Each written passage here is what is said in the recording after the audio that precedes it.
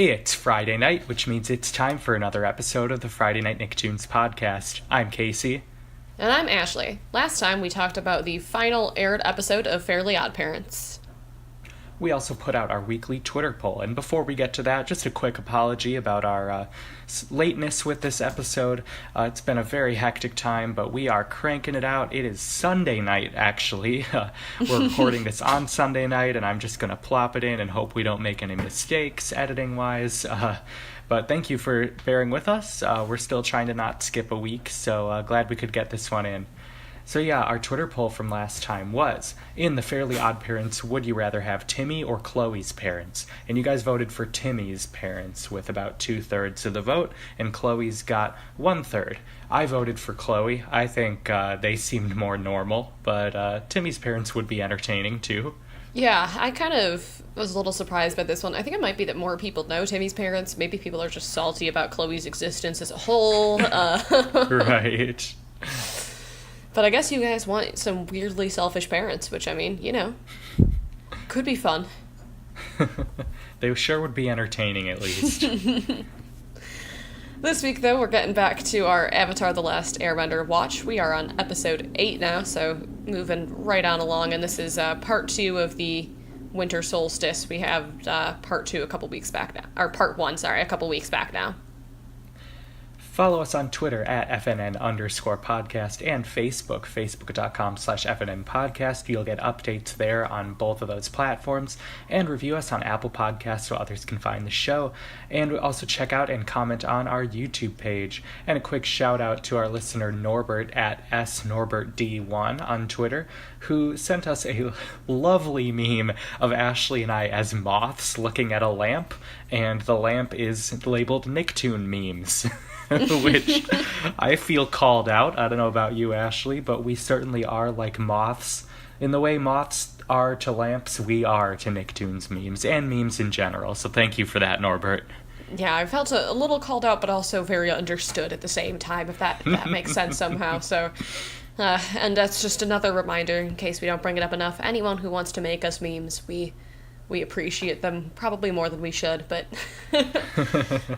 With that, thanks so much for tuning in. Now let's get started. From the Nicktoon Animation Studio in Hollywood.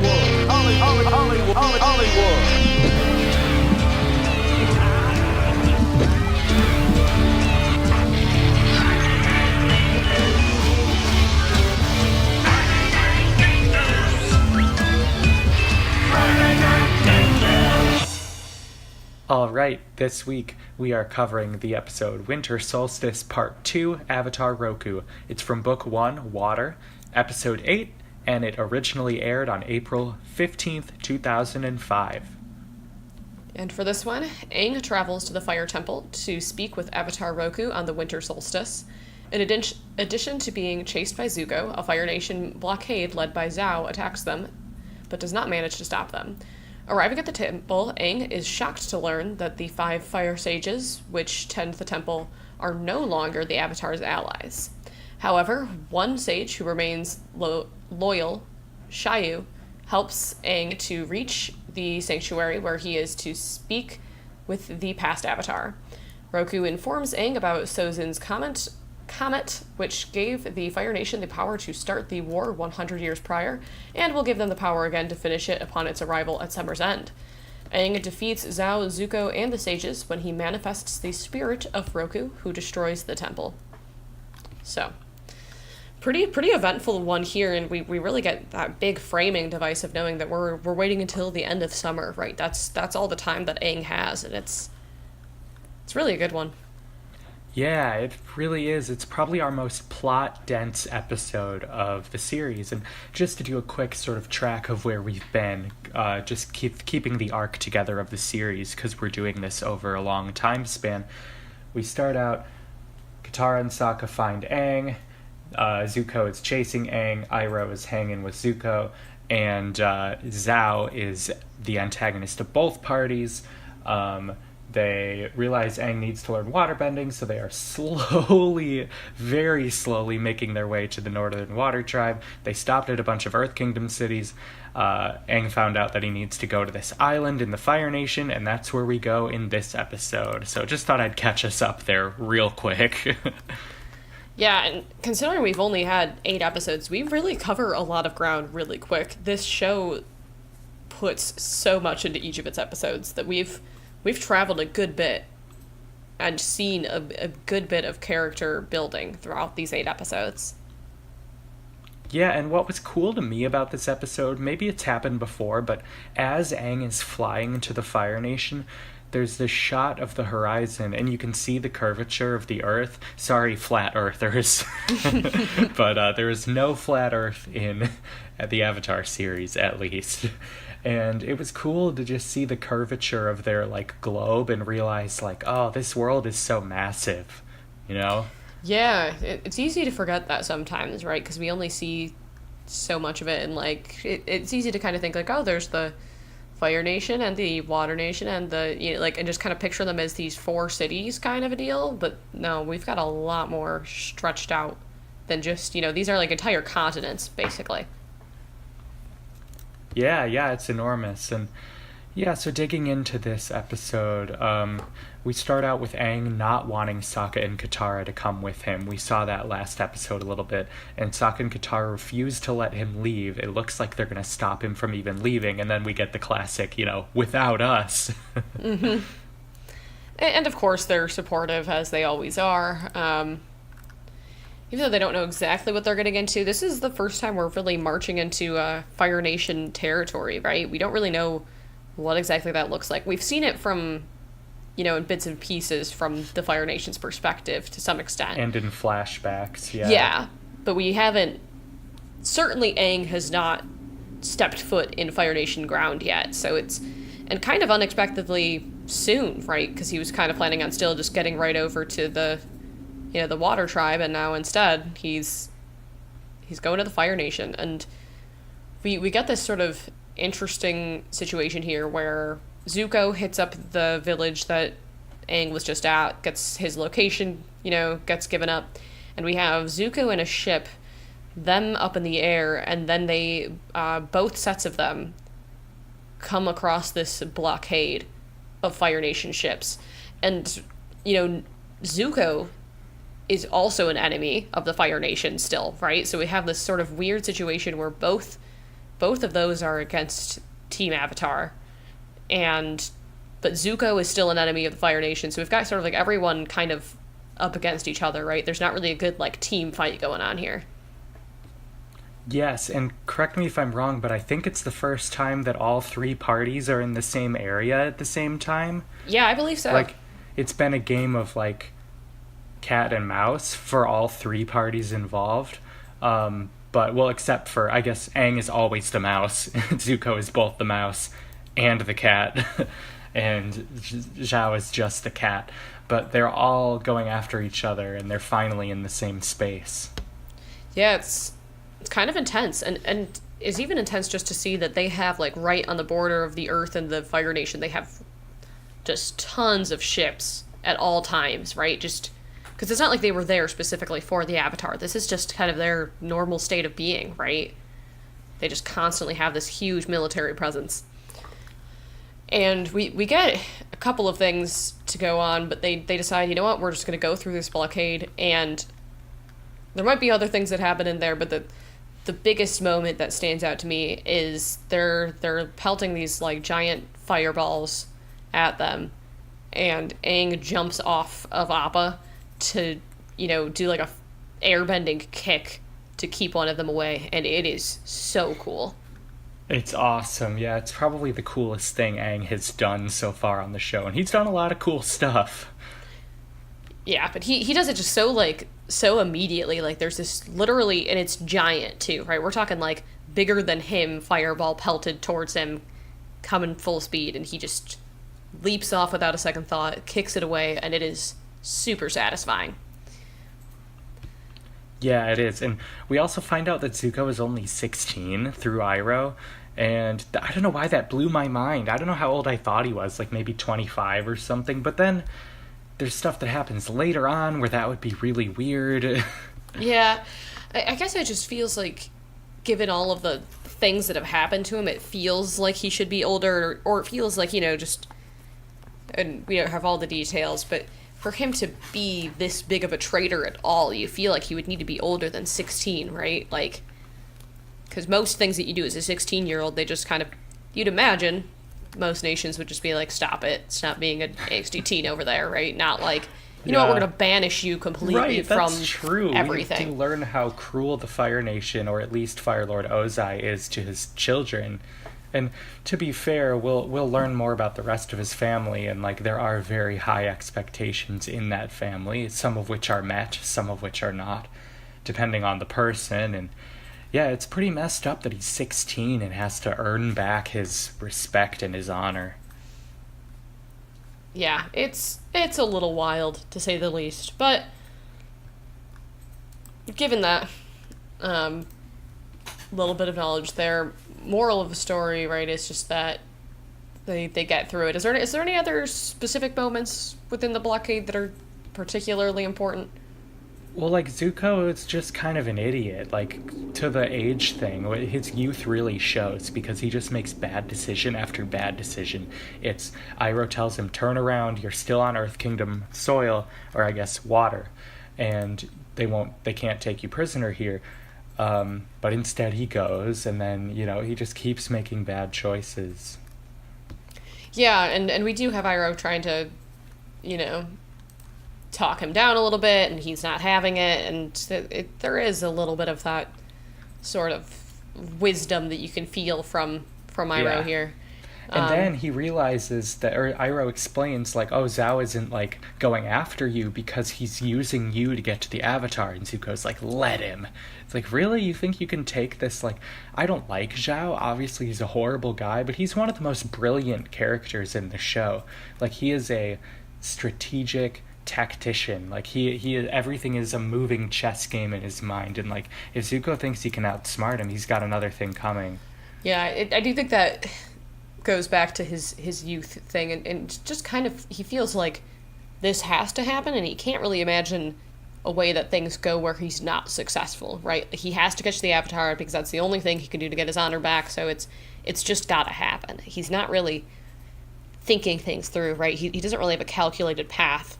Right now, his only game plan has basically been find out where the Avatar is and then go there. That's really been his only strategizing, right? He doesn't really have a well thought out strategy by any means. Nope, it's just, I saw the Avatar and now I must have him. He's like a fish with bait. Yeah, it's a little wild, but we get through that, and that's when when they get to the temple, we're introduced to the idea of these sages, right? Yeah. Well, first Sokka falls off Appa. That's true, I guess. Then they catch him, and there's this great little detail where they save Sokka. It's a very scary moment as he falls. Then a fish pops out of the water, hits Sokka in his head, and Momo grabs it, presumably to eat it later. I thought that was such a funny little detail. Yeah, the animators definitely have fun with their little things in the background. And it adds some much-needed levity. It's like one of the few jokes in the episode. I love those brief physical gags to lighten the mood a bit. Yeah, this really is not it is a more serious episode. I don't know if I'd say it's a sad one, but it's definitely a serious episode for the majority here. But they get to the temple after that, and we're introduced to these sages whose responsibility is to protect the fire temple. I forget exactly what the name of it is. But it's a temple that was created for the Avatar specifically. They are aware that Aang is there to communicate with Roku, and it's kind of this interesting thing where originally, right, their goal was to help the Avatar, but now they're really more about caring about the Fire Nation itself, because if they were all about helping out the Avatar, they would be okay with Aang communicating with Roku, right? But they are doing everything they can to prevent it, minus the one.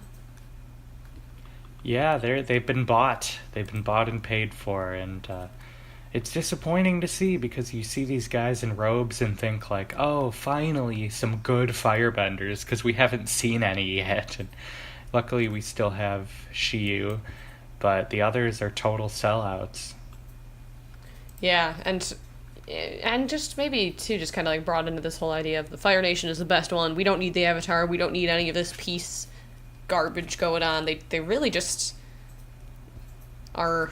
They're not the greatest, and they're not doing what they initially were assigned to do, right? Yeah, they're not. But we do get the one good guy brings Aang to this door, and kind of in a similar way that we had in the Air Temple. There was those sort of horns that Aang would have to, airbend into to make them work. They have a similar thing where they need to get firebending, or five people firebending directly into these sort of, I don't know, I think they're like dragons or something, right? Some kind of mouth-shaped structure. And that is what opens the door. So I do love, again, just that idea of this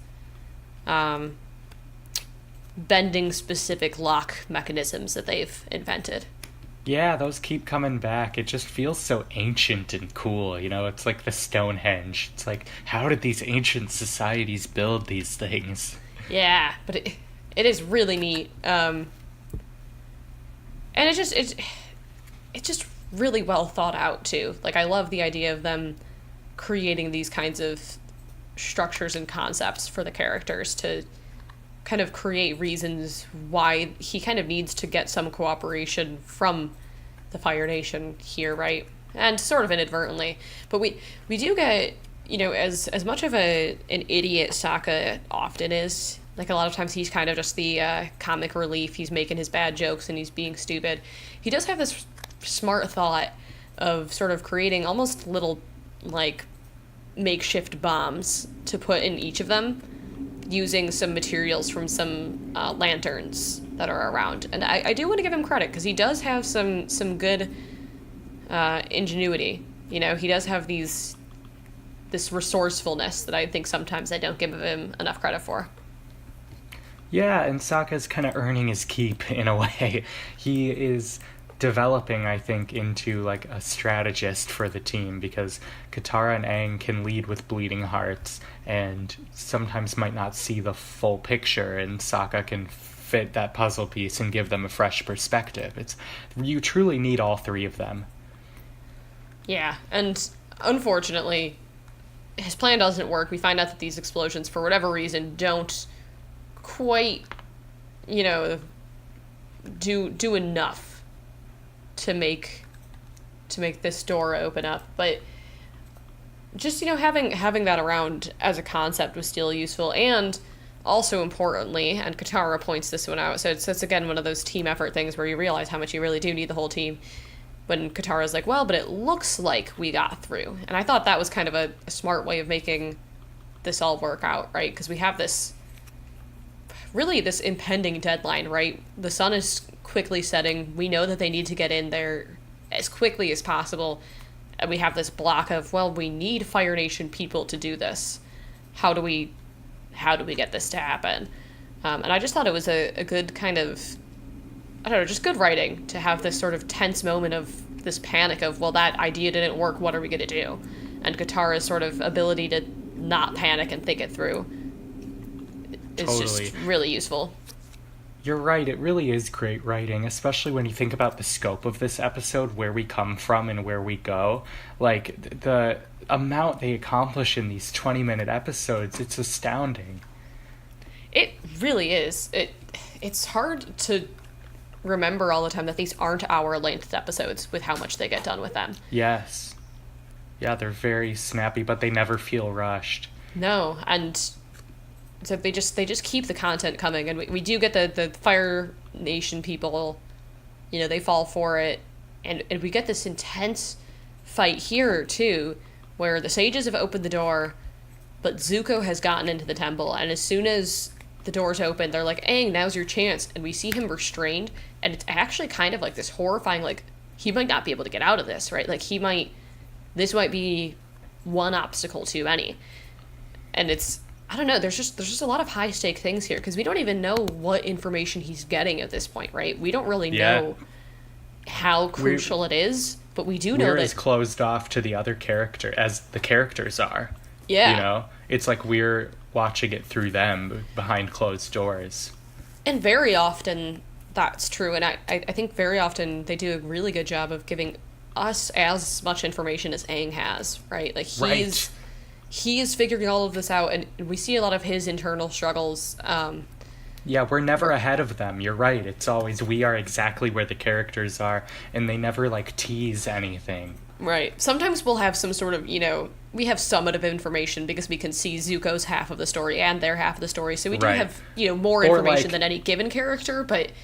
And we're not as naive as Aang. Like, we knew what was going to happen when he arrived at the Southern Air Temple, you know? Yes, that's true.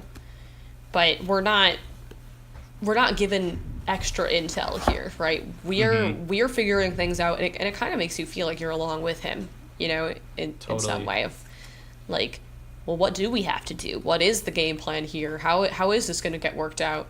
Moral of the story, he does end up getting through. He airbends in past the doors in, like, a last-second frantic little bit here. And we do get him kind of panicking. He's like, what am I supposed to do? All I could do is airbend. And it turns out that he's just waiting for the light to hit in a specific way. But I did love just that little moment of him being like, I don't know what's happening, right? Like, he wasn't really given a guidebook on what the Avatar is. And I think, that's got to be so rough knowing, hey, you know that the entirety of saving the world is definitely on your shoulders, but you also have literally no clue what it is you have to do that at all at this point. So... The light thing is like a Zelda dungeon, too. I know I've said that a million times, but having to angle it just right, Yes. And then once it hits, we get our first introduction to Roku. Other than, I think, we've heard him referenced, but it's the first time they're really talking to each other, and it's amazing. Roku is such a good character. And it's so interesting to see, because we, again, other than this one Fire Nation guy, we haven't really seen a lot of goodness.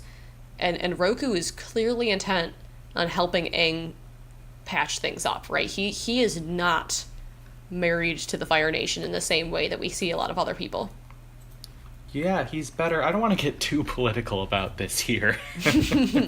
But it reminds me of a certain situation we're currently in, and it's like thinking back to a firebender who I think Aang must be predisposed to be sort of like, well, we cannot meet in the middle. And to have this firebender who's thinking of the greater good because he's the Avatar, or was the Avatar, that he's above these sort of...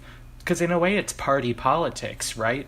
If you're really into the firebending kingdom, like, you are choosing your specific tribe over the good of the world. So that's why Roku is so, not on board with what his former nation is doing. And it's just so refreshing to hear that from a firebender, even a dead one. Yeah, but it's good to see that, and he has a lot of intel, right? He lived a lot of years. He has a lot of understanding, and this is when we find out about the main point of sort of a timeline here, that Sozin's Comet is coming, and that it makes the Fire Nation much stronger, and because of that, they planned an attack 100 years ago to start the war, and they're basically planning on waiting for it to come again to kind of end it, right? To kind of just win things. And this is our first bit of, here's a whole ton of pressure, and we get this great line where Aang is like, well, how am I supposed to master all of the elements by summer, right? That is crazy not enough time. Usually, avatars have all sorts of time, years and years to perfect everything. And he says, if you have the quote right up here. I do. He says, I know you can do it, Aang, for you have done it before. She's one of my favorite lines of the whole series. This connection to his past and the whole idea of past lives and the concept of the Avatar in general. It gave me chills. So many moments in this scene did. Even the, "It's good to see you, Aang. What took you so long?" It, of all things, reminded me of Tom Nook the first time you go into his shop and he's like, "Well, it wasn't in a timely manner, but I'm glad you're here." Beautiful, honestly. But yeah, it's this great conversation. You can tell, Roku's probably the closest thing to a real advisor that he's been able to talk to since, right? He sort of had his moment in the Air Temple, but this is the first direct connection to a past Avatar he's had where he can actually kind of talk out. Really huge, not just in getting that information, but I think really big to kind of just talk to another person who's been through it. And throughout this scene too, just the I guess not camera angles technically, but like they have just this great thing of like where we'll see like half of Roku's face and then half of Aang's face, and just this connectedness is really well done. I love the Avatar cycle as a concept. Me too. And we get a key look into the past here. So the comet is called Sozin's Comet because Fire Lord Sozin originally used it to start the war 100 years ago. And Fire Lord Sozin is the grandfather of Iroh and the current Fire Lord Ozai. His son, who doesn't get mentioned a ton, is Azulan. So he was like in between the two. Sozin and Ozai was Azulan, and Azulan is Ozai and Iroh's father. You following this? We got a whole family tree here. I was gonna say a lot of building that they went through to get all of this historical stuff down. And even the etymology of it, like all the Fire Lord royalty have Z's in their name. I think that's really cool. Yeah, and it does kind of give you this better idea when you hear a name of sort of where things lie, and it does have this sort of, I don't know, you get a feel from the names as to sort of totally what things are. Yeah. So it was cool to learn about, Sozin, and the comet isn't a coincidence. They're not like, we should sync up our war with this comet because it's cool and dramatic. It powers their firebending even more, which totally makes sense. Yeah, and we'll dig into that a bit more as the series goes on, but it's kind of terrifying because we already know that the Fire Nation is pretty strong, right? They've got a pretty good hold on things, and the idea of them having a significant power boost of some sort is horrifying, to be honest. Yep, absolutely. And again, just the pressure of we're hitting the beginning of winter now, and I forget if it's the end of summer. Is that when the comet comes? It's on the summer solstice. Okay, so yeah, he's got like 6 months. 6 months to sort this out. Otherwise, basically irreparable damage might happen, right? Because they've already done a lot, but them having the same power that they had at the beginning of the war could just very well wipe everyone else out. Yep, it wiped out the Airbenders last time. Yeah, and Aang's gotta remember that more than anyone, right? That he's lost to everyone even kind of related to him due to the last comet. Now he's got this pressure going on too. Yep, he can't let it happen again. And then we have this beautiful moment where it's like, okay, what's gonna happen? Because they're waiting for Aang still, and Zuko and Zhao are both saying like, okay, we'll wait for him. And when Aang comes back, we think it's going to be a regular old Avatar state because his eyes light up. And then it's Roku himself Aang is like, he's using Aang's body to like channel his ghost, I guess, and totally destroys the temple. It's amazing. It really is. And we get this moment of panic too where Katara's like, we can't leave without Aang, because they don't even realize that, he's been embodied by him. They're just kind of stunned by the fact that Avatar Roku is back, and he's just tearing it down. All of these sages basically just make a run for it. It does give them this good opening to be able to carry forward, and of course we have, at any time of the couple of times that we've seen the Avatar state, right, he is completely exhausted afterwards, and of course Katara and Sokka are able to sort of carry him help him back out. But man, the intensity of the Avatar stay is still just so wild to watch. Yeah. Yeah, I wonder what those sages go on to do, because we never see them again, to my knowledge. I don't think so. Once the temple's blown up, do they just go become like hermits on a mountaintop? Yeah, I mean, plus there's the whole deal of the one sage that helped the Avatar in. Yeah, is he that's screwed now? That's basically treason or whatever, right? Or their equivalent of. So. Mm-hmm. Yeah, it's nice to get a good firebender out of Roku. It's sort of like when there's the occasional good Slytherin, and you're like, okay, all right, they're not all trash. And then we end with the shot. So, like, the winter solstice is the longest night of the year, and we have this shot of the moon. It's enormous, and Appa is flying directly towards it, and it's like a head. It's like we're looking from behind Appa, and we have that doo-doo-dee-da-dee-da, that sort of music box type music. And the lighting is perfect. It's the three of them just sort of being like, what just happened? And it's... Well, we'll see so many of those as the ending scenes, but they are striking every single time. They just give you this feeling of we're continuing on the journey. It really just makes you want to keep watching, and I do like that we've been having it bite by bite. You know, it has given me time to process everything. You know, Me too. I'm learning more than I ever have about the series. And it is just such a beautiful way to end up with us, just with these stunning backdrops, knowing that, you know, we don't really know, and we don't really have immediate next steps, right? We know that he's still planning on getting to the Water Nation, of course, because he knows that he needs to, you know, figure out his bending, but it's kind of this thing where, all right, we've got a timeline now, but we still have to keep doing what we were originally doing, right? So there's still this I don't know, this feeling of we need to get there, we need to get it done. It's just that, if anything, now they have a little bit of a bigger time crunch than they maybe anticipated originally. Right, and just the use of the sun and moon in this show, the way it lights things, the way it's kind of conceptually used, you know, like the moon is important here because it's at its, I know nothing about the lunar cycle, but the way they made it so big is sort of like, it's like at the beginning of a countdown, you know? It's like, we're on the shortest day of the year. When we get to the longest day of the year, Team Avatar, you better be ready, because it's gonna go down. Yeah, it's... Man, already It's Majora's Mask, really, but without the ability to go back to day one. Yeah, thank goodness there's no time travel in this, because yikes, that'd be one more element to keep track of.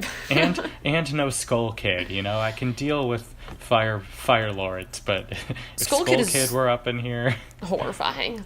Yeah. I'm not gonna lie. Anyone would stand a chance, no offense. Or put them both in Smash and we'll find out. I say Skull Kid or the Fire Lord. I don't know which one I would want to fight less, but... Oh, there's a good Twitter poll. It's a little too niche. We'll stick with the one we already have.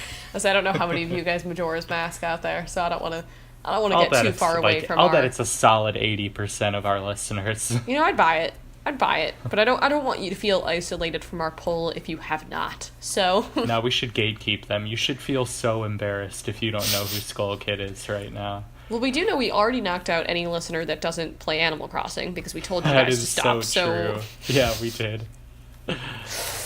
Totally messing around, guys.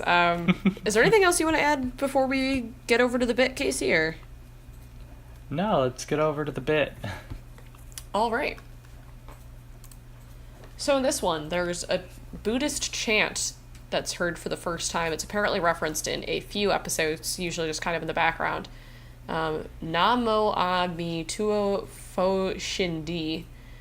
The beginning of that Namo roughly means I bow to. And the next part of the phrase is Ami tuo fo, which is apparently a transliteration of some Sanskrit that roughly translates to infinite light, which I won't get into too much, but we do see some sort of bending activities related to light later in the series that this could be related to. And then the last bit of that is also or that same bit, Amitabha is actually a Buddhist monk. And so there's sort of a thought that when they wrote this chant in here and when they brought it in here, it kind of parallels Aang's journey, right, of him reaching enlightenment. He starts as just this air nomad and is sort of going across his journey and becoming a fully realized avatar throughout it. So just sort of an interesting tidbit there. Technically possible that it's just a chant that they picked just because, but it is specific to the Avatar series, and I thought that was kind of a neat little bit of intel there. So when does it happen in the show? So I don't know exactly when in this episode. I think it's somewhere when they're first entering the temple, but I don't remember exactly. So it's not where. even the sages, it's just like a background chant? I think so. Cool. But apparently awesome. we'll hear it a number of times, so keep your ears peeled, because it shows up in, I think, 5 episodes, it said, so maybe something we'll note as we continue to watch. And the Avatar is kind of a Buddha-like figure. Yeah, and that's a connection I never really thought about until now either. Yeah, and the concept of enlightenment in the spirit world, and even that's so cool. Even the concept of reincarnation through the Avatar is really strong. And I definitely think they, probably pulled some of the parallels of that from Buddhism, and just interesting stuff to think about. They really, the devil is in the details in this show, and we continue to figure this out as we're doing our sort of slower, more thought through watch through. But it is just the world building is so beautiful throughout. It was just so carefully thought out. They could have phoned in a show like this and made it just like a cheap anime knockoff, and there's a reason why it's so respected among all TV circles. Yeah, and it was made on Nickelodeon too, so technically they could have geared this towards just children and not put in the sort of, and I'm not saying that children don't appreciate the details as well, but they didn't need to go into the level of depth and detail that they did. And I'm so glad that they put that effort in. Me too, and Netflix better not mess it up. We'll see. I'm nervous, but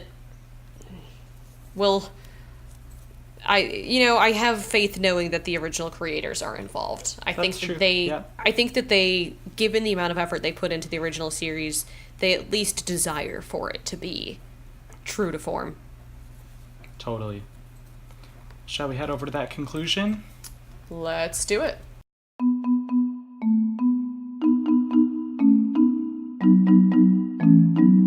Alright, our Twitter poll this week is, does Prince Zuko seem 16 years old? Yes, no, he seems older, or no, he seems younger.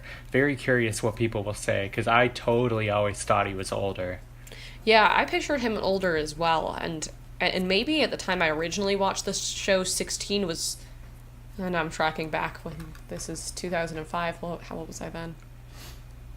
I mean, it might have sounded more plausible at the time. Part of me thinks maybe they did it so that it would feel more relatable to the people watching the show. Maybe not. But interested to see your guys' opinions on this anyways. Next week, we are going to be doing it's a bit of a crossover episode. It's a Rugrats episode that features for a hot minute Real Monsters. It'll be a little late, but it is Halloween themed, so we still will get that Halloween spirit in. I do want to throw out a quick reminder to anybody who hasn't seen it, though, that if you're looking for something to watch on Halloween, The Day the World Got Really Screwed Up is definitely something you should add to your repertoire. Just throwing it out. I'll be rewatching it for sure. I did last year as well. That'll be fun. I love this crossover idea. I think it totally makes sense, and what a great way to do it. Have it be in their storybook or whatever the concept is. They're fictional in the Rugrats universe. Yeah, and it's so funny too, because they're such completely different worlds, but it works really well. Right. I'm looking forward to getting to this one, and it's just the right time of year to do it. All right, well, we got our social media, Twitter, Facebook, YouTube, and Apple Podcasts, so go check all of those out. And with that, thanks as always for listening, and we'll catch you next week.